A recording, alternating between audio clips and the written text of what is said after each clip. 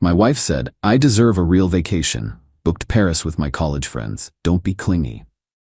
I said, enjoy. Then I froze our joint credit cards for suspected fraud. 3 days later, she was stranded at Charles de Gaulle Airport with the French police holding her for unpaid hotel bills. I, 37 male, need to get this out while it's still fresh. 3 weeks ago, my wife Melissa, 35, dropped a bomb over breakfast. I booked a trip to Paris, she said, not looking up from her phone. Leaving next Thursday, 10 days. I blinked. Paris? When did we discuss this? We didn't. I'm going with college friends, Amanda and Jessica. You remember them? I did remember them, vaguely. Met them maybe twice in our 8 years of marriage. That's sudden. Don't we usually plan vacations together? She finally looked at me. That's the point. I need a real vacation. Not one of your boring weekend trips where we visit museums and go to bed by 9 p.m. I deserve something fun for once. The way she said it, like I'd been holding her hostage or something. Okay, I said slowly. How much is this costing? Don't worry about it. I'll use the joint card. Consider it an early birthday present to myself. Your birthday's in March. It's October. Whatever. Don't be clingy about this, okay? It's exhausting. She left for work 20 minutes later. I sat there with my coffee, feeling like I'd been slapped. 8 years of marriage and I'm clingy for asking basic questions about an international trip? I checked our joint credit card account that afternoon. She'd already booked flights. Business class, $4,200. Hotel reservation pending, looked like around $3,800 for the stay. Plus, she'd been hitting up luxury stores the past week. New luggage, new wardrobe, another $2,100, over 10 grand. For a trip she didn't discuss with me. That night, I tried talking to her again. Mel, about Paris. That's a lot of money. Maybe we should... Oh my God, here we go. You always do this. You make decent money but act like we're broke. I work too, you know. I contribute. I know you do, but nothing. I'm going. Deal with it. You can survive 10 days without me hovering over you. Something in her tone made me pause. This wasn't normal vacation excitement. This was aggressive, defensive. Over the next few days, I noticed things. Her phone was always face down now. She'd take calls in the other room, lots of giggling. One night, I walked in while she was texting and she literally jumped. Just Amanda, she said quickly. Planning details.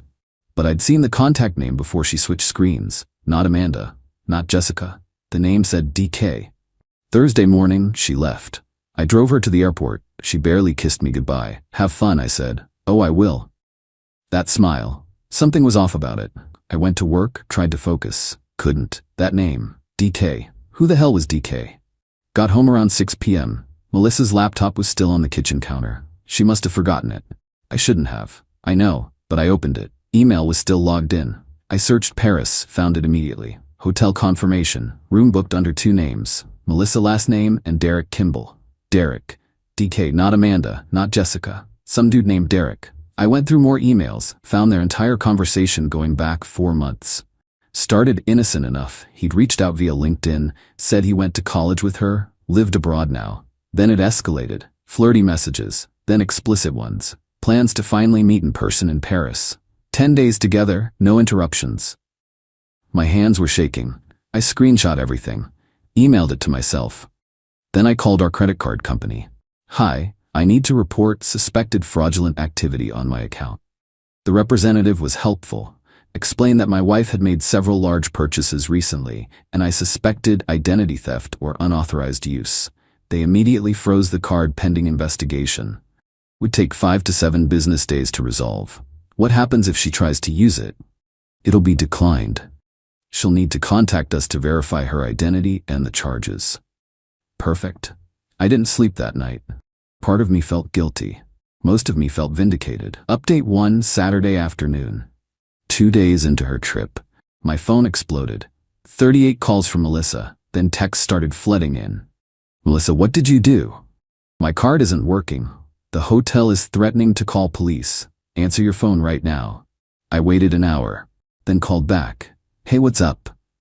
What's up? She was screaming. Background noise suggested she was in a public place. My card's not working. The hotel won't let us check out without payment. They're holding our passports. That's weird. Did you call the credit card company? Of course I called them. They said you reported fraud. They said the account's frozen. Oh yeah, I did. Someone's been using our card for suspicious purchases. 10 grand in a week? Obviously fraud. Silence. Then, you did this on purpose. Did what? Protected our finances from theft? Yeah, I did. You should be thanking me. You know it's me. You know I'm in Paris. Paris? Oh right, with Amanda and Jessica. Weird though, why would the hotel booking show Derek Kimball's name? More silence. Longer this time. I can explain. I'm sure you can. Hey, you should probably handle the hotel thing. They take fraud seriously in France. I don't have money. My personal card only has $800 and I spent most of it already. The hotel bill is $1,900 for the 3 nights we stayed. Yikes, that's rough. Maybe Derek can help? He doesn't have that much either. His card got declined too. He thought I was paying. I almost laughed. So you brought your affair partner to Paris on my dime and neither of you can actually afford it? That's amazing. It's not. We didn't. Please, just unfreeze the card. I'll deal with everything when I get home, I promise. Can't. Fraud investigation takes 5 to 7 business days minimum. You've got 7 more days of vacation left though. I'm sure you'll figure it out. They're going to arrest me. Then you should probably call the embassy. I've got dinner plans. Safe travels. I hung up. She called 16 more times. I didn't answer. Sunday morning, I got a call from an international number. Answered it, thinking maybe it was her from a different phone. Hello. This is Officer Beaumont with the Police Nationale. I am calling regarding your wife, Melissa. My stomach dropped. Actual French police. Yes? She is being detained at the airport for failure to pay hotel accommodations. The hotel has filed charges. She claims you can verify the credit card situation. Officer, I reported suspected fraud on our joint account after seeing unusual charges. The card company froze it pending investigation. That's standard procedure. She says you did this deliberately to strand her. Sir, I had no idea she was in Paris. We're currently separated. The lie came easily. She took the card without permission for personal travel. I'm the primary account holder and had every right to report suspicious activity. He paused. This is a domestic matter, yes? It appears to be, yes. She must resolve the hotel debt. They will not press charges if she pays. But she cannot leave France until this is settled. We cannot force you to unfreeze your card. I understand. I hope you can resolve this. Thank you for calling. He hung up. I sat there for a minute. She was actually detained at the airport, couldn't leave the country. My phone buzzed. Text from a number I didn't recognize. Unknown, this is Derek. You need to fix this, man. Your wife is stuck at the airport. They took her passport. This is insane. My wife is home. You must have the wrong number. Don't play games. She's crying in a holding room. Just pay the damn hotel so we can leave.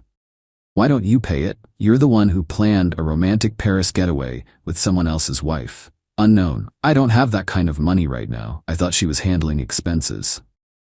So you're broke and a homewrecker. Impressive combo. Look, I didn't know she was married. Married, she said you guys were basically separated. She lied. We lived together. Sleep in the same bed. I drove her to the airport Thursday morning. Very separated.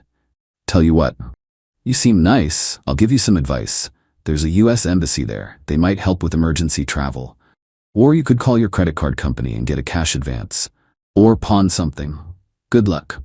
I blocked the number. Update 2. By Monday, Melissa had found a way to contact me through her friend Amanda's phone. Amanda's phone. This is Melissa. Please. I'm begging you. I'll do whatever you want when I get home. Just pay the hotel. I've been here for 2 days. They won't let me leave the airport. Where's Derek? Amanda's phone. He left. Got a flight Sunday night. Said he couldn't afford to stay. So he abandoned you. Shocker. Amanda, I borrow Amanda's phone because mine died and I can't charge it. I have no money. I've been sleeping on airport chairs. This is inhumane. You cheated on me, lied to me, spent over 10 grand of our money on an affair. But I'm being inhumane? I made a mistake. I'm sorry. I'll do anything. Please. Tell you what. I'll pay the hotel debt. Under one condition. Amanda's phone. Anything. You signed divorce papers. Clean break. No alimony. 60-40 asset split in my favor for the financial betrayal. You get your personal items in your car. I keep the house. That's not fair. I deserve half. You deserve jail time for fraud, but here we are. I need to think about it. Cool. Think about it in France. I'm going to bed. She called from Amanda's phone 63 times that night. I turned my phone off.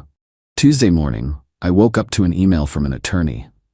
Melissa had somehow scraped together money to contact a lawyer from the airport. Legal letter demanding I unfreeze the card immediately or face legal action for financial abuse and abandonment. I forwarded it to my own attorney that I'd already consulted Sunday afternoon. Within 3 hours, my lawyer sent back a response, highlighted that I'd reported legitimate fraud concerns, that the card was joint with me as primary holder, that I had no legal obligation to fund her international affair, and that any claims of abuse were negated by her own fraudulent misuse of marital assets. Also included screenshots of her emails with Derek, showing premeditation of the affair and intentional deception. Her lawyer went silent after that. Wednesday, I got a call from Melissa's mom. Patricia, what the hell is wrong with you? My daughter is stranded in a foreign country. Your daughter is stranded because she flew to France with her boyfriend and expected me to pay for it. She made a mistake. You can't just leave her there. I can actually, and I am. You're cruel. I always knew you had a mean streak. Patricia, did she tell you she emptied $3,200 from our savings last month? I found the withdrawal records. Guess where that money went? Silence. She's been planning this for months. She stole from our joint accounts, lied about who she was traveling with, and committed fraud. I'm not the villain here. She's my daughter. Then maybe you should wire her money. I hear the hotel needs $1,900, plus she'll need new flights home. Probably another $2,000, and food and transportation while she waits. Figure another $500. Should only cost you about $4,400 total. I don't have that. Neither do I. Funny how that works. She hung up on me.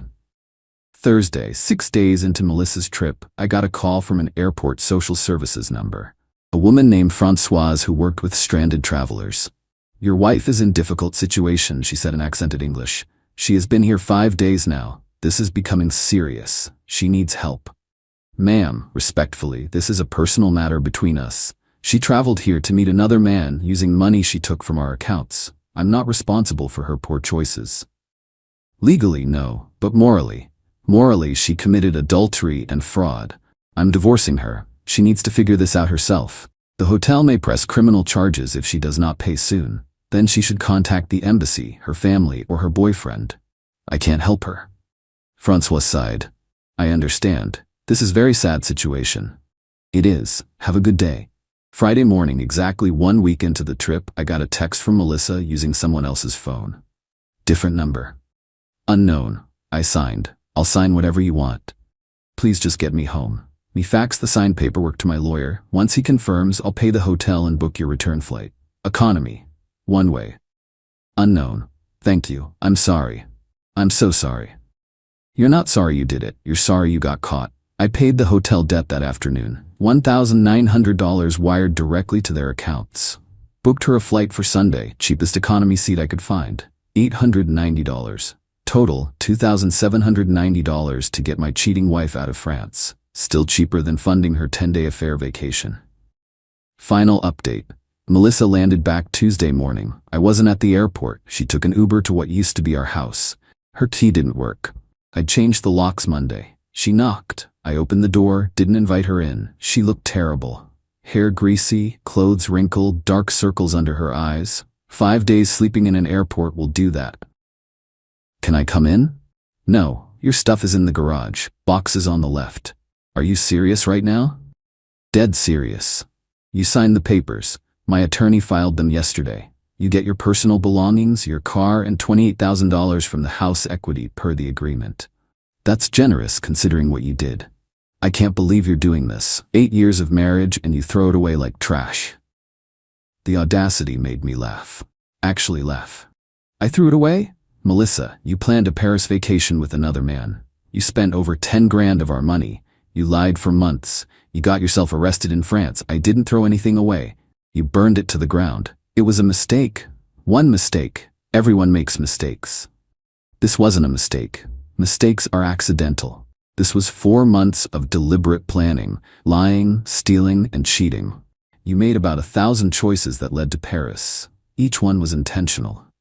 Her mom's car pulled up. Patricia got out, glaring at me. You got what you wanted. She signed your papers. Happy now? Not particularly, but I'm content. Melissa was crying now. Where am I supposed to go? Your mom's place, I assume, or Amanda's, or Derek's, if he'll still take you after abandoning you at the airport. He blocked me. Amanda won't return my calls. Jessica said I'm on my own. Sounds like your support system is as solid as your marriage vows. Patricia started loading boxes into her car. Melissa just stood there. I have nothing now. No home, no husband, barely any money once lawyer fees come out.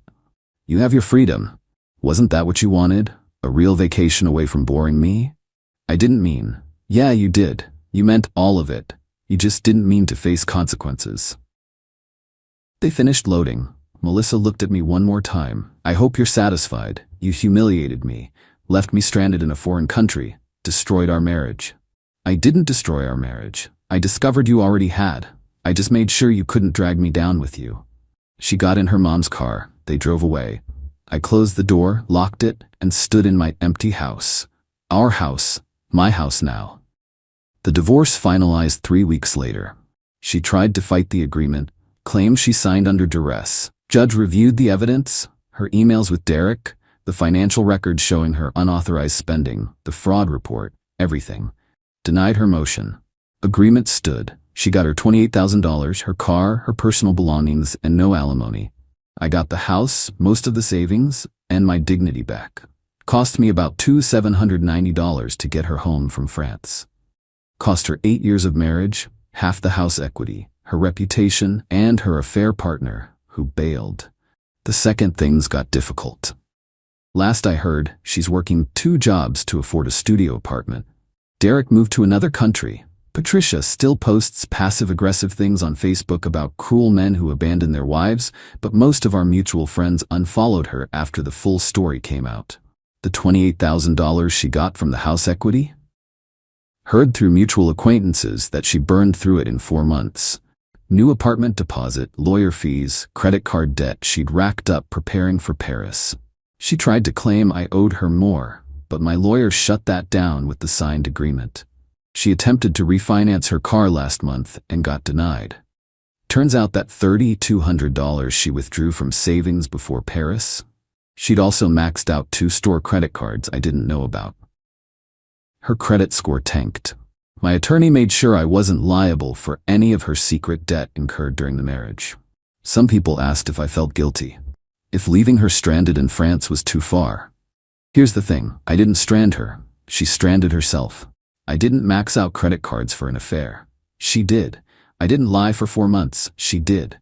I didn't book a romantic Paris vacation with someone else's spouse. She did. I just refused to fund it. The divorce cost me about $6,800 in attorney fees. The house buyout cost me $28,000. Total, $34,800 to end an 8-year marriage. But I kept the house I'd paid 80% of the down payment for, kept my retirement accounts, kept my peace of mind. And I exposed someone who thought she could have both the security of marriage and the thrill of an affair without consequences. Was it petty to freeze the card exactly when I did? Maybe. Do I regret it? Not even slightly. Some acts of entitlement deserve to be met with equivalent consequences. She wanted a real vacation? She got one, just not the one she planned. Turns out being stuck in an airport for 5 days gives you a lot of time to think about your choices. Shame it didn't lead to any actual self-reflection on her part. I'm selling the house next month. Too many memories, good and bad. Got a solid offer already, $45,000 over what we paid. All mine, starting fresh somewhere new, no regrets, no looking back, and definitely no more joint credit cards.